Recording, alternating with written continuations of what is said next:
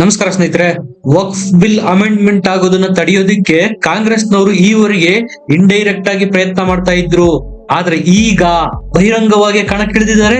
ಈಗ ಕಾಂಗ್ರೆಸ್ನವರು ವಕ್ಫ್ ಬಿಲ್ ತಡೆಯೋದಿಕ್ಕೆ ಮಾಡಿರ್ತಕ್ಕಂತ ಷಡ್ಯಂತ್ರ ಬಟಾಬಯಲಾಗಿದೆ. ನಿಮಗೆ ಗೊತ್ತಿರಬಹುದು, ಇದೇ ತಿಂಗಳು 25ನೇ ತಾರೀಕಿಂದ ಪಾರ್ಲಿಮೆಂಟ್ ಅಲ್ಲಿ ಸೆಷನ್ ನಡೆಯಲಿದೆ. ಇದೇ ಸೆಷನ್ ನಲ್ಲೇ, ಇದೇ ವಿಂಟರ್ ಸೆಷನ್ ನಲ್ಲೇ ವಕ್ಫ್ ಬಿಲ್ ಇಂಟ್ರೊಡ್ಯೂಸ್ ಆಗುತ್ತೆ.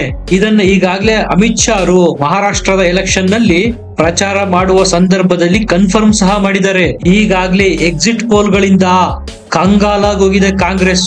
ಮಹಾರಾಷ್ಟ್ರ ಮತ್ತು ಜಾರ್ಖಂಡ್ ನಲ್ಲಿ, ಹರಿಯಾಣದಲ್ಲಾದಂತೆ ಎಕ್ಸಿಟ್ ಆಗುವ ಎಲ್ಲ ಸಾಧ್ಯತೆಗಳು ಸ್ಪಷ್ಟವಾಗಿ ಕಾಣ್ತಾ ಇದೆ. ಆ ಸೋಲಿನ ಹತಾಶೆನ ಈಗ ಕಾಂಗ್ರೆಸ್ ವಕ್ಫ್ ಬಿಲ್ ನ ವಿರುದ್ಧ ಮೋದಿ ಸರ್ಕಾರನ ಇಕ್ಕಟ್ಟಿಗೆ ಸಿಲುಕಿಸುವ ಪ್ರಯತ್ನ ಮಾಡುವ ಮೂಲಕ ಹಿಂದೂ ವಿರೋಧಿ ಅಣೆಪಟ್ಟಿನ ಮತ್ತಷ್ಟು ಭದ್ರ ಮಾಡಿಕೊಳ್ಳುವ ಎಲ್ಲ ಸಾಧ್ಯತೆಗಳು ಇದೆ.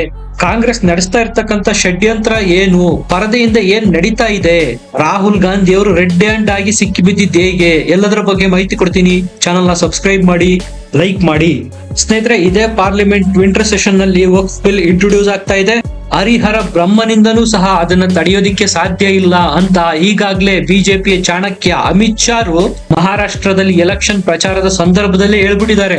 ಆ ಬಿಲ್ ಇಂಟ್ರೊಡ್ಯೂಸ್ ಆಗೋದನ್ನ ತಡೆಯೋದಿಕ್ಕೆ ಕಾಂಗ್ರೆಸ್ ಮತ್ತು ಎಡಚರರು ಈಗ ಹೊಸ ತಂತ್ರ, ಕುತಂತ್ರ, ಷಡ್ಯಂತ್ರಗಳನ್ನ ಮಾಡ್ತಾ ಇದ್ದಾರೆ. ಅವ್ರ ಉದ್ದೇಶ ಏನು? ಪಾರ್ಲಿಮೆಂಟ್ ಅಲ್ಲಿ ವಕ್ಫ್ ಬಿಲ್ ಬಂದಾಗ ಗದ್ದಲ, ದೊಂಬಿ, ಗಲಾಟೆ ಎಬ್ಬಿಸ್ಬೇಕು, ಒಟ್ಟಾರೆ ಬಿಲ್ ಪಾಸ್ ಆಗ್ಬಾರ್ದು, ಅದನ್ನ ತಡಿಬೇಕು. ಈ ಷಡ್ಯಂತ್ರನ ಲೋಕಸಭೆಯಲ್ಲಿ ಇಂಪ್ಲಿಮೆಂಟ್ ಮಾಡೋದಕ್ಕೆ ಅವರು ಆಯ್ಕೆ ಮಾಡ್ಕೊಂಡಿದ್ದು ಅದಾನಿ. ಸ್ನೇಹಿತರೆ, ಈಗಾಗಲೇ ನಾನೇ ನಮ್ಮ ಚಾನೆಲ್ ನಲ್ಲಿ ರಿಪೋರ್ಟ್ ಮಾಡಿದ್ದೆ.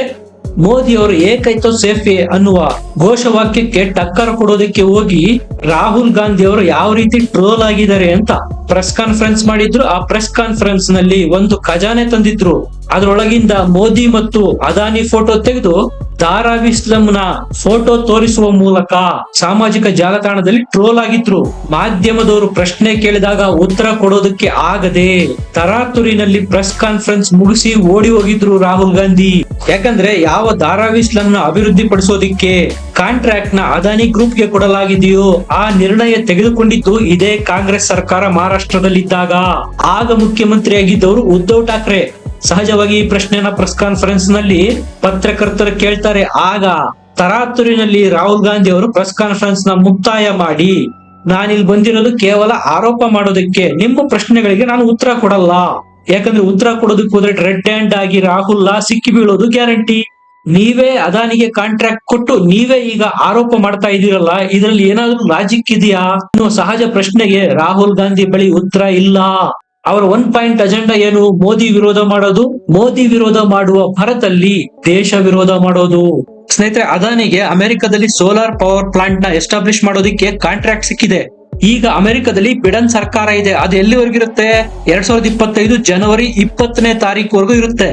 ನಿಮಗೆಲ್ಲ ಗೊತ್ತು, ಜೋ ಬಿಡನ್ ಅವರ ಸರ್ಕಾರ ಡೆಮೊಕ್ರೆಟಿಕ್ ಪಾರ್ಟಿದು ಎಡಪಂಥೀಯ ಸರ್ಕಾರ. ಜಾರ್ಜ್ ಸೋರೋಸ್ ಮತ್ತು ಡೆಮೊಕ್ರೆಟಿಕ್ ಪಾರ್ಟಿ ಅವರು ಜೊತೆಗೂಡಿ 2024ರ ಲೋಕಸಭಾ ಎಲೆಕ್ಷನ್ ನಲ್ಲಿ ಮೋದಿ ಅವರನ್ನ ಕೆಳಗಿಳಿಸೋದಕ್ಕೆ ಪ್ರಯತ್ನ ಮಾಡಿದ್ರು. ಅದರಲ್ಲಿ ಸ್ವಲ್ಪ ಮಟ್ಟಿಗೆ ಸಕ್ಸಸ್ ಸಹ ಆಗಿದ್ರು. ಬಿಜೆಪಿ ಸೀಟ್ಗಳ ಸಂಖ್ಯೆ ಕಡಿಮೆ ಆಗಿತ್ತು.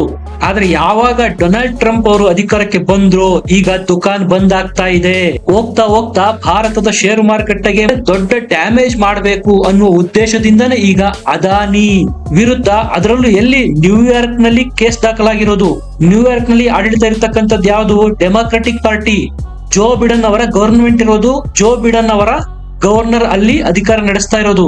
ಅಂತಹ ನ್ಯೂಯಾರ್ಕ್ ನಲ್ಲಿ 2100 ಕೋಟಿ ರೂಪಾಯಿ ಲಂಚನ ಅದಾನಿಯವರು ಈ ಕಾಂಟ್ರಾಕ್ಟ್ ತೆಗೆದುಕೊಳ್ಳೋದಕ್ಕೆ ಕೊಟ್ಟಿದ್ದಾರೆ ಅನ್ನೋ ಆರೋಪ ಹೊರಿಸಿ ಅವರ ವಿರುದ್ಧ FIR ದಾಖಲೆ ಮಾಡಿ ಅರೆಸ್ಟ್ ಮಾಡೋದಕ್ಕೆ ವಾರಂಟ್ ಇಶ್ಯೂ ಮಾಡಿದ್ದಾರೆ. ಈಗ ಇದನ್ನೇ ಇಟ್ಕೊಂಡು ರಾಹುಲ್ ಗಾಂಧಿ ಮೋದಿ ವಿರುದ್ಧ ದಾಳಿ ಮಾಡೋದಕ್ಕೆ ಶುರು ಮಾಡ್ತಾ ಇದ್ದಾರೆ. ಸ್ನೇಹಿತರೆ, ಅದಾನಿ ವಿರುದ್ಧ ಈ ಕೇಸ್ ದಾಖಲಾಗೋದಕ್ಕೆ ಇನ್ನೊಂದು ಕಾರಣ ಇದೆ. ಏನ್ ಗೊತ್ತಾ? ಯಾವಾಗ ಟ್ರಂಪ್ ಗೆದ್ರು, ಅವರ ಗೆದ್ದಾಕ್ಷಣ ಅದಾನಿ ಶುಭಾಶಯ ಕೋರಿದ್ರು. ಇದರಿಂದ ಅಮೆರಿಕದ ಎಡಪಂಥೀಯ ಸರ್ಕಾರ ಉರಿದುಕೊಂಡಿತ್ತು, ಅವಕಾಶಕ್ಕಾಗಿ ಕಾಯ್ತಾ ಇತ್ತು. ಈಗ ನ್ಯೂಯಾರ್ಕ್ ನಲ್ಲಿ ಕೇಸ್ ದಾಖಲು ಮಾಡುವ ಮೂಲಕ ಟ್ರಂಪ್ ಪರ ಇದ್ದಂತಹ ಅದಾನಿಗೆ ಶಾಕ್ ಕೊಟ್ಟಿದ್ದಾರೆ ಈಗ ಬಿಡನ್. ಸ್ನೇಹಿತರೆ, ನಿಮಗೆ ಒಂದು ವಿಚಾರ ಗೊತ್ತಿರಲಿ, ನ್ಯೂಯಾರ್ಕ್ ನಲ್ಲಿ ಇರ್ತಕ್ಕಂತಹ ಡೆಮೊಕ್ರೆಟಿಕ್ ಗವರ್ನರ್ ಜಾರ್ಜ್ ಸೋರೋಸ್ ಅವರ ಅಣತಿಯಂತೆ ನಡೀತಾರೆ. ಮೋದಿ ಸರ್ಕಾರ ಕೆಡವೋದಿಕ್ಕೆ ಇದೇ ಸೋರೋಸು 2024 ಲೋಕಸಭಾ ಚುನಾವಣೆಯಲ್ಲಿ ಮೋದಿ ವಿರೋಧಿ ನರೇಟಿವ್ ಸೃಷ್ಟಿ ಮಾಡೋದಕ್ಕೆ ಸುಮಾರು $2 ಬಿಲಿಯನ್ ನಷ್ಟು ದೊಡ್ಡ ಮೊತ್ತದ ಹಣಕಾಸನ್ನು ಎತ್ತಿಟ್ಟಿದ್ರು. ಅದನ್ನು ಸೋಷಿಯಲ್ ಮೀಡಿಯಾದಲ್ಲಿ ಮೋದಿ ವಿರುದ್ಧ ಅಪಪ್ರಚಾರ ಮಾಡೋದಕ್ಕೆ ಉಪಯೋಗಿಸಲಾಯಿತು. ನೀವು ಕೇಳಿರ್ಬೋದು, ಮತ್ತೇನಾದ್ರೂ ಮೋದಿ ಅಧಿಕಾರಕ್ಕೆ ಬಂದ್ರೆ ರಿಸರ್ವೇಶನ್ ಖತಮ್ ಮಾಡಿ ಬಿಡ್ತಾರೆ, ಸಂವಿಧಾನ ಖತಮ್ ಆಗಿ ಬಿಡುತ್ತೆ, ಮೋದಿ ಸರ್ವಾಧಿಕಾರಿಯಾಗಿ ಬಿಡ್ತಾರೆ, ಮತ್ತೆ ಎಲೆಕ್ಷನ್ ನಡೆಯೋದಿಲ್ಲ, ಇಂತಹ ಎಲ್ಲ ನರೇಟಿವ್ ನ ಸೃಷ್ಟಿ ಮಾಡಿದ್ದು ಇದೇ ಜಾರ್ಜ್ ಸೋರೋಸ್ ಅವರ ಫಂಡ್ ಇಂದ. ಅದಕ್ಕೆ ಸಾಥ್ ಕೊಟ್ಟವರು ಬೇರೆ ಯಾರು ಅಲ್ಲ, ಇದೇ ರಾಹುಲ್ ಗಾಂಧಿ ಮತ್ತು ಇಂಡಿ ಕೂಟ. ಈಗ ಅಧಿಕಾರದಿಂದ ಇಳಿಯುವ ಸಂದರ್ಭದಲ್ಲಿ ಜೋ ಬಿಡನ್ ಅವರ ಡೆಮೊಕ್ರೆಟಿಕ್ ಪಕ್ಷ ಮತ್ತೆ ಬ್ರಹ್ಮಾಸ್ತ್ರ ಕೊಟ್ಟಿದೆ ರಾಹುಲ್ ಗಾಂಧಿ ಕೈಗೆ. ಈಗ ಇದೇ ಅದಾನಿ ವಿಚಾರನೆ ಇಟ್ಕೊಂಡು ಅಮೆರಿಕದಲ್ಲಿ ಅವರ ವಿರುದ್ಧ ಭ್ರಷ್ಟಾಚಾರದ ಕೇಸ್ ದಾಖಲಾಗಿದೆ. ಅವರ ಜೊತೆಗೆ ಮೋದಿ ಅವರನ್ನ ಸೇರಿಸಿ ಇಲ್ಲದೆ ಇರತಕ್ಕಂತ ಸಂಬಂಧನ ಸೃಷ್ಟಿ ಮಾಡಿ ಲೋಕಸಭೆಯಲ್ಲಿ ಕಲಾಪ ನಡೆಯದಂತೆ, ವಕ್ಫ್ ಬಿಲ್ ಇಂಟ್ರೊಡ್ಯೂಸ್ ಆಗದಂತೆ ತಡೆಯುವ ಷಡ್ಯಂತ್ರ ಹುನ್ನಾರ ನಡೆಸ್ತಾ ಇದೆ ಇಂಡಿ ಕೂಟ. ಸ್ನೇಹಿತರೆ, ಇದೇ ಬಿಡನ್ ಸರ್ಕಾರ ಟ್ರಂಪ್ ಅವರ ವಿರುದ್ಧ ಸಹ ಇಂಥದ್ದೇ ಆರೋಪಗಳನ್ನು ಮಾಡಿತ್ತು. ನಿಮಗೆ ಗೊತ್ತಿರಲಿ, ಟ್ರಂಪ್ ಸಹ ಬಿಲಿಯನೇರು, ದೊಡ್ಡ ಬಿಸ್ನೆಸ್ ಮ್ಯಾನ್ ಅಮೆರಿಕದಲ್ಲಿ. ಅವರ ಕಂಪನಿಗಳ ಮೇಲೆ FBI ನಿಂದ ದಾಳಿ ಮಾಡಿಸಲಾಯಿತು. ಅವರ ವಿರುದ್ಧ ಸುಳ್ಳು ಕೇಸ್ಗಳನ್ನು ಬುಕ್ ಮಾಡಲಾಯಿತು. ಅಷ್ಟೇ ಅಲ್ಲದೆ ಅತ್ಯಾಚಾರದಂತಹ ಗಂಭೀರ ಪ್ರಕರಣದಲ್ಲಿ ಅವರನ್ನ ಸಿಲುಕಿಸಲಾಯಿತು, ಜೈಲಿಗೂ ಸಹ ದಬ್ಬಲಾಯಿತು. ಆದ್ರೆ ಅದೆಲ್ಲವನ್ನು ಮೀರಿ ಟ್ರಂಪ್ ಮತ್ತೊಮ್ಮೆ ಅಮೆರಿಕದ ಅಧ್ಯಕ್ಷರಾಗ್ತಾ ಇದ್ದಾರೆ. ಈಗ ಅಧಿಕಾರದಿಂದ ಇಳಿಯುವ ಸಂದರ್ಭದಲ್ಲಿ ಕೈಲಾದಷ್ಟು ಡ್ಯಾಮೇಜ್ ಮಾಡೋದಕ್ಕೆ ಪ್ರಯತ್ನ ಮಾಡ್ತಾ ಇದ್ದಾರೆ, ಭಾರತದಲ್ಲಿ ಅದಾನಿಯನ್ನು ಮುಂದಿಟ್ಟುಕೊಂಡು. ಸ್ನೇಹಿತರೆ, ಈಗ ಭಾರತ ಆಲ್ರೆಡಿ ಪ್ರಪಂಚದಲ್ಲಿ 4ನೇ ಅತಿ ದೊಡ್ಡ ಅರ್ಥವ್ಯವಸ್ಥೆಯಾಗಿ ಬೆಳೀತಾ ಇದೆ. ಇದಕ್ಕೆ ದೊಡ್ಡ ಕೊಡುಗೆ ಕೊಡ್ತಾ ಇರೋದು ಭಾರತದ ಶೇರ್ ಮಾರುಕಟ್ಟೆ ಅನ್ನೋದು ನಿಮ್ಗೆಲ್ಲ ಗೊತ್ತು. ಹಾಗಾಗಿ ಡೈರೆಕ್ಟ್ ಆಗಿ ಶೇರು ಮಾರುಕಟ್ಟೆಯ ಮೇಲೆ ದಾಳಿ ಮಾಡುವ ಮೂಲಕ ಕೊಲ್ಯಾಪ್ಸ್ ಮಾಡಿ ಆರ್ಥಿಕ ವ್ಯವಸ್ಥೆನೆ ಹಳಿ ತಪ್ಪಿಸುವ ವ್ಯವಸ್ಥಿತ ಹುನ್ನಾರ, ಷಡ್ಯಂತ್ರ ಜಾರ್ಜ್ ಸೋರೋಸ್ ಅವರಂತಹ ಲೆಫ್ಟ್ ಲಿಬರಲ್ಸ್ ಕೊಡ್ತಾ ಇರ್ತಕ್ಕಂಥ ಫಂಡ್ ಇಂದ ಭಾರತದಲ್ಲಿ ನಡೀತಾ ಇದೆ. ಇದಕ್ಕೆ ಕೈ ಜೋಡಿಸಿರೋರು ಇದೇ ಕಾಂಗ್ರೆಸ್ ಪಕ್ಷ ಮತ್ತು ರಾಹುಲ್ ಗಾಂಧಿ. ಇದೇ ನೋಡಿ ವಿಪರ್ಯಾಸ. ಈಗ ನೀವೇ ಹೇಳಿ, ರಾಹುಲ್ ಗಾಂಧಿ ದೇಶದ ಪರನ ದೇಶದ ವಿರೋಧಿನ ಅಂತ? ಸ್ನೇಹಿತರೆ, ಈ ಹಿಂದೆ ಇಂಡನ್ಬರ್ಗ್ ರಿಪೋರ್ಟ್ ಪಬ್ಲಿಷ್ ಆದಾಗ ಸಹ ಭಾರತದ ಶೇರು ಮಾರುಕಟ್ಟೆ ಮೇಲೆ ಭಾರಿ ಪರಿಣಾಮ ಬೀರಿತ್ತು. ಅದಾನಿಯ ಒಟ್ಟು ಆಸ್ತಿನಲ್ಲಿ 2,60,000 ಕೋಟಿ ರೂಪಾಯಿ ರಾತ್ರಿ ಕಳೆದು ಬೆಳಗಾಗುವಷ್ಟರಲ್ಲಿ ಕರಗಿ ಹೋಗಿತ್ತು. ಇದು ಭಾರತದ ಶೇರ್ ಮಾರುಕಟ್ಟೆಯ ಮೇಲೆ ಮತ್ತು ಅರ್ಥವ್ಯವಸ್ಥೆ ಮೇಲೆ ನಡೆಸ್ತಾ ಇರ್ತಕ್ಕಂಥ ದಾಳಿ ಅಲ್ಲದೆ ಮತ್ತೇನು. ಈಗ ಮತ್ತೆ ಅರೆಸ್ಟ್ ವಾರೆಂಟ್ ಜಾರಿಯಾಗಿರೋದ್ರಿಂದ ಅದಾನಿಯ ಷೇರುಗಳ ಮೌಲ್ಯ 20% ರಾತ್ರೋರಾತ್ರಿ ಕುಸಿದಿದೆ. ಇದಕ್ಕೆಲ್ಲ ಕೈ ಜೋಡಿಸ್ತಾ ಇರೋದು ರಾಹುಲ್ ಗಾಂಧಿ ಮತ್ತು ಇಂಡಿ ಕೂಟ. ಸ್ನೇಹಿತರೆ, ಈ ರಾಹುಲ್ ಗಾಂಧಿ ಮತ್ತು ಕಾಂಗ್ರೆಸ್ಸಿಗರು ಏನಂತ ಆರೋಪ ಮಾಡ್ತಾರೆ, ಅದಾನಿ ಮೋದಿಯ ಏಜೆಂಟ್ ಅಂತ. 2022ರಲ್ಲಿ ರಾಜಸ್ಥಾನದಲ್ಲಿ ಕಾಂಗ್ರೆಸ್ ಸರ್ಕಾರ ಇತ್ತು. ಅಶೋಕ್ ಗೆಹ್ಲೋಟ್ ಅವರು ಮುಖ್ಯಮಂತ್ರಿ ಆಗಿದ್ರು. ಆಗ 10,000 ಮೆಗಾವ್ಯಾಟ್ ಸೋಲಾರ್ ಪವರ್ ಪ್ಲಾಂಟ್ ನ ಇದೇ ಅದಾನಿ ಗ್ರೂಪ್ ಎಸ್ಟಾಬ್ಲಿಷ್ ಮಾಡಿತ್ತು. ಆಗ ಒಪ್ಪಂದ ಮಾಡಿಕೊಳ್ಬೇಕಾದ್ರೆ ಅದಾನಿ ಮೋದಿ ಏಜೆಂಟ್ ಆಗಿರ್ಲಿಲ್ವಾ?